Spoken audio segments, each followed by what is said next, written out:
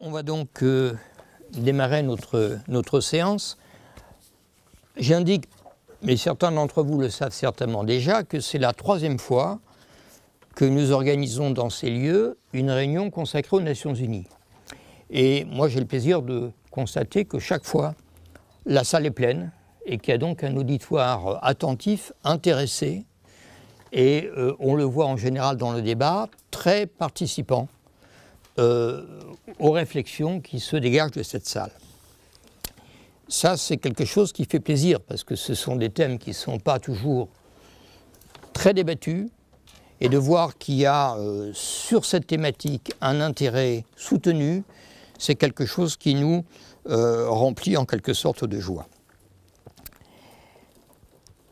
Alors, ce soir, nous profitons d'une occasion qui se fait pas tous les ans, je crois que c'est tous les 8 ans, c'est l'élection, ou la désignation, j'ose à peine dire élection, vous allez comprendre pourquoi, d'un nouveau secrétaire général des Nations Unies, qui prendra son poste début janvier. Il s'agit du Portugais António Guterres, qui va donc succéder à Ban Ki-moon. Cette fois-ci, comme vous avez pu le voir à travers la presse, cette élection-désignation a donné lieu à un petit peu plus de transparence qu'à l'ordinaire. C'est-à-dire qu'il y a eu présentation du candidat, on a su les noms qui circulaient, il y a eu des auditions, bref, on a pu constater, disons, une légère amélioration de la transparence. C'est donc pour nous l'occasion de refaire un peu le point sur ces questions des Nations Unies, de voir comment ça fonctionne, comment ça pourrait fonctionner mieux. Et donc, nous avons demandé à 4 participants, 4 intervenants, qui sont tous dans leur domaine très qualifiés, pour vous livrer quelques réflexions d'emblée pour susciter le débat.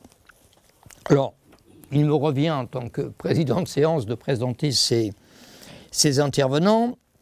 Tout d'abord, vous avez à l'extrême gauche Niels Andersen, qui est un ancien éditeur des éditions de la Cité de Lausanne.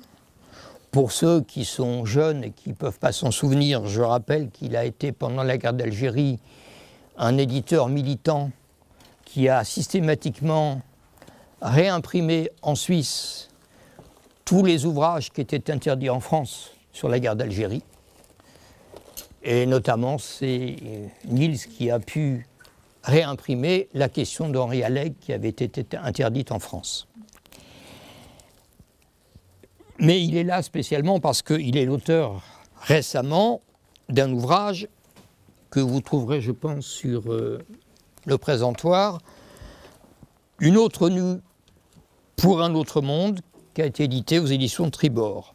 Et je signale aussi qu'il vient de sortir, il y a à peine quelques semaines, c'est tout chaud, un livre biographique qui fait 600 pages et qui raconte ses engagements militants tout au long de sa vie. Je crois que j'ai vu un exemplaire qui traînait sur le présentoir.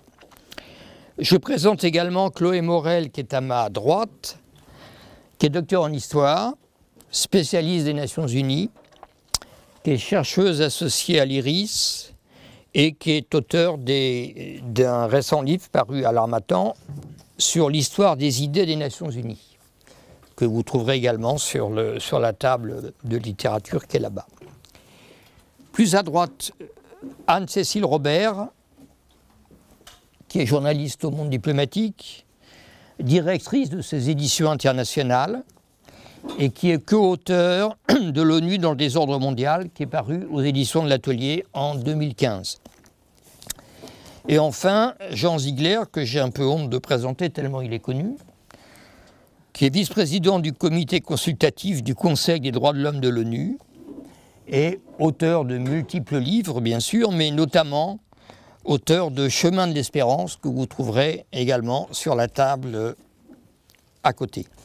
Et puis surtout, il est auteur d'une dizaine d'autres ouvrages qui d'une façon générale, dénoncent le rôle du Nord dans les nombreux méfaits qui accablent le Sud.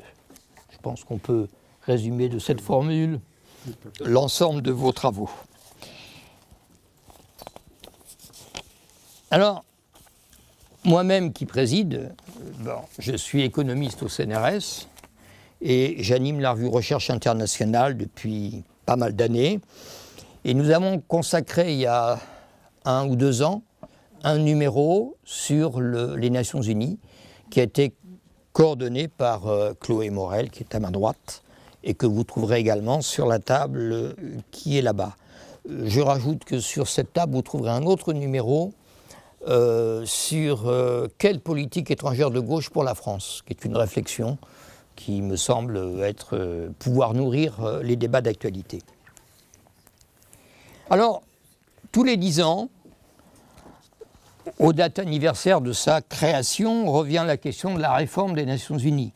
C'est un peu un rituel. Nous ne comptons plus les rapports commandités par l'organisation ou suggérés par maintes commissions. Rien que pour l'année du 50e anniversaire, il y a donc un peu plus d'une dizaine d'années, une bonne centaine de commissions ont travaillé sur la réforme des Nations Unies. C'est vous dire l'importance qu'à travers le monde, cette question suscite.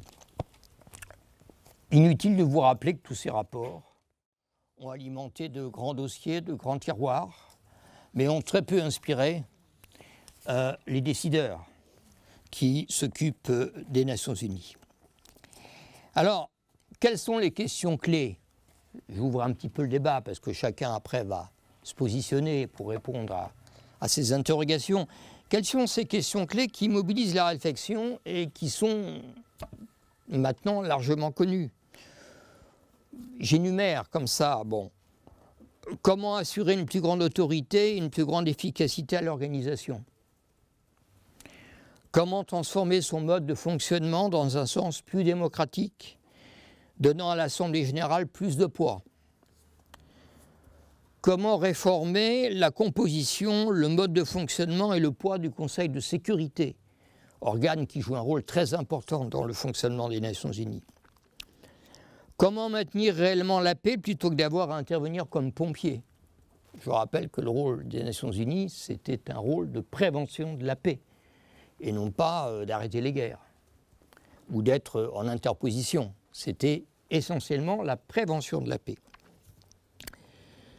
Comment donner plus de poids aux pays du Sud qui représentent la majorité de la population mondiale et agir dans l'esprit fondateur de la Charte des Nations Unies qui met en avant l'existence des peuples souverains? Bien sûr, toutes ces questions qui portent en elles des germes de réforme se heurtent à des stratégies d'acteurs qui sont arc-boutés sur leurs prérogatives. Et ces prérogatives, on sait qu'elles datent d'un monde qui est un lointain souvenir. C'est celui des vainqueurs de la Seconde Guerre mondiale. Ce monde n'est plus. Il a été bousculé, transformé et ne reflète plus celui d'aujourd'hui. C'est de là d'ailleurs que part ce hiatus entre le mécontentement qu'il y a sur le fonctionnement des Nations Unies, qui apparaît de plus en plus inadapté au monde qu'il est devenu en l'espace de 70 ans. Alors, la liste des échecs ou des fonctions non remplies ne doit pas nous conduire à proposer le démantèlement des Nations Unies ou rejeter toute idée d'une organisation mondiale. Au contraire, plus que jamais, le besoin est grand d'une architecture mondiale renouvelée. C'est du moins l'esprit dans lequel nous partons tous ici pour essayer de réfléchir à la question de la réforme des Nations Unies. L'influence des pays et des groupes de pression privés ou publics du Nord prédomine largement dans le mécanisme décisionnel des agences des Nations Unies. Ce système, comme vous le savez, est caractérisé par 2 types distincts de prise de décision. Dans les institutions financières internationales issues de Bretton Woods, Banque mondiale et FMI, les décisions dépendent du poids financier des votants. Les plus grandes puissances, et notamment les États-Unis et leurs alliés, y détiennent le pouvoir. Une institution fait cependant exception, mais elle n'est pas membre des Nations Unies, c'est l'OMC. À l'OMC, un pays égale une voix. Et ce n'est pas par hasard si les projets de traités commerciaux initiés par les États-Unis avec le monde pacifique ou avec l'Europe ont commencé à voir le jour dès que les États-Unis ont constaté constaté qu'il perdait tout pouvoir au sein de l'OMC. C'est une organisation qui fonctionne différemment des autres institutions qu'ils ont l'habitude de maîtriser. Dans le reste de la famille des Nations Unies, Assemblée générale, CNUSED, Programme sur l'environnement, la population, l'alimentation, etc., le principe est celui d'un pays, une voix. Malheureusement, ces agences, en général, ont très peu de pouvoir. Peu à peu, c'est entre les pays les plus industrialisés, à l'occasion de sommets réguliers, G5, G7, G8, G20 maintenant, que des tentatives de coordination des politiques macroéconomiques sont tentées. C'est véritablement là que les décisions se prennent et permettent d'associer l'Allemagne et le Japon, qui n'appartiennent pas au noyau dur, très convoité, des membres permanents du Conseil de sécurité des Nations Unies.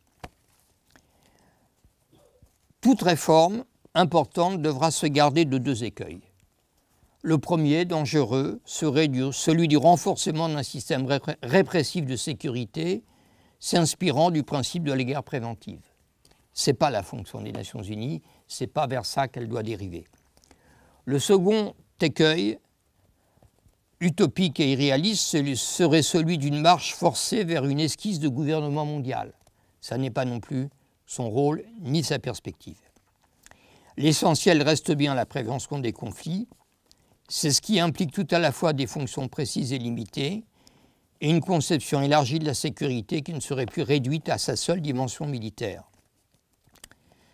Il faudra également avancer vers l'idée que la souveraineté ne sert pas seulement à prémunir un État contre une ingérence étrangère, mais le contraint également à respecter les droits fondamentaux de ses citoyens. C'est un débat qui chemine, une idée qui chemine, que mon ami Jean Ziegler pousse fortement. Il y reviendra dans la discussion. Inefficacement. Ça, nous le verrons. L'ONU reste un lieu incontournable, de valeurs à promouvoir et qui doit être défendu sans inconditionnalité. En se rappelant qu'en tant qu'organisation intergouvernementale, son orientation découle avant tout de la politique et du poids de ses États membres, sur lesquels, en dernier ressort, la pression efficace des peuples doit s'exercer. Bref, il n'est pas inconvenant que des peuples demandent à leur gouvernement quelle politique ils mènent dans le cadre des Nations Unies.